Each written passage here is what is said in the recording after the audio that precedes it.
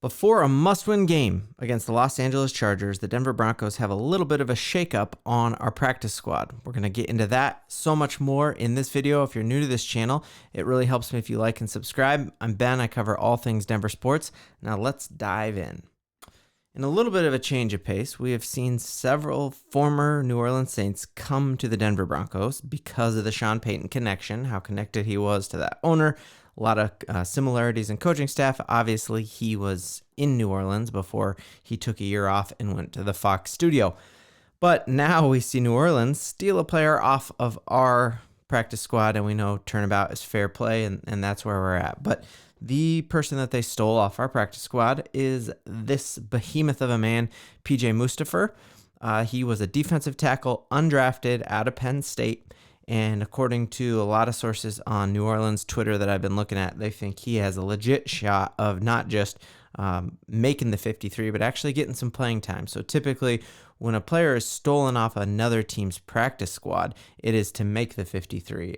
You wouldn't steal someone off someone else's practice squad if you don't have intents of actually getting them in the game or at least suited up for a game. So he had not made any meaningful contributions to the Broncos this year. Interestingly enough, the only problem with this defense has really been our run game. And you envision a massive 318-pound defensive tackle being able to do something and help out with that. But we know we've got Allen and Jones who've been playing super well. And so he had not made any meaningful contributions to the Broncos' run defense this year. So I don't think they were too bummed to see him go. So a couple things about Mustipher. He was like the best player at his high school, led him to a state championship, won all these Big Ten awards when he went and played at Penn State. And it just shows the level of really like how many levels there are of skill in the NFL, that the best player probably in the history of this kid's high school, one of the best players in the recent memory at Penn State, most Broncos don't even know who Mustipher is and think maybe it's just a distant Star Wars planet, Mustafar. It was just a joke that only the nerds will get. Please don't unsubscribe if you didn't like that. I won't make any more Star Wars jokes. So what's going to happen? What did the Broncos do because of this hole that was left on our practice squad? Well, we did not work out other defensive tackles. We did not work out tight ends, which seems to be a glaring hole right now on this Broncos team. But instead, we work out 4 linebackers, according to Aaron Wilson. Aaron Wilson, also just a friend of the show. It's kind of cool that he was on last week with us. And so he reports that the Denver Broncos went out and worked out 4 linebackers. So it's cool to me that, like, hey, we had our pick of the litter. You got to feel super pumped about the guy that we signed, because it wasn't just like we randomly picked a guy off another person's practice squad. We knew intentionally who we wanted. So here are the guys that we worked out with, and then I'll talk about the guy we ended up actually signing to our practice squad. So we worked out Oshane Jimenez, and famously, Oshane Jimenez was a 3rd-round draft pick, cut by the Giants, but a guy making actual NFL money and a legit potential linebacker. Like, if you are picking a guy in the 3rd round of the NFL draft with how bad the Giants have been, you expect him to step in and be good. And so you see, does he have a super high ceiling? Well, the Broncos did not sign him. They didn't sign David or Kobe Jones. Instead, we signed a former Maryland Terrapin, Chame. So looking at this guy and his mock draft, a lot of people said that his ceiling was that he would be at the tail end of a 53 or maybe fill out someone's practice squad.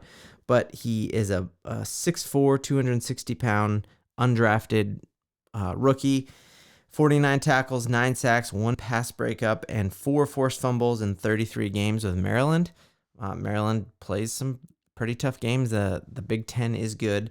What does this mean? Why are the Broncos choosing to fill a hole with defensive tackle for a linebacker? Why would we work out a linebacker? Well, you might want to think back to the trade deadline and who were the big players that the Broncos were thinking about trading or were rumored about trading. And the one that really stands out to me was that linebacker position, that everyone was saying that we were going to get rid of Josie Jewell because we do not plan on paying him full time. We had drafted other people in that spot, And so a lot of people were saying, hey, let's get rid of Josie Jewell. Let's just swap him for a 7th round pick to Dallas or Philly or someone who needs a linebacker. That was back when all the haters were saying we're going to have a fire sale. But I think it is interesting that the Broncos worked out 4 linebackers, knowing that is one of these linebackers was the hope that we are finding a long-term solution at that linebacker position. That will be very, very interesting to see.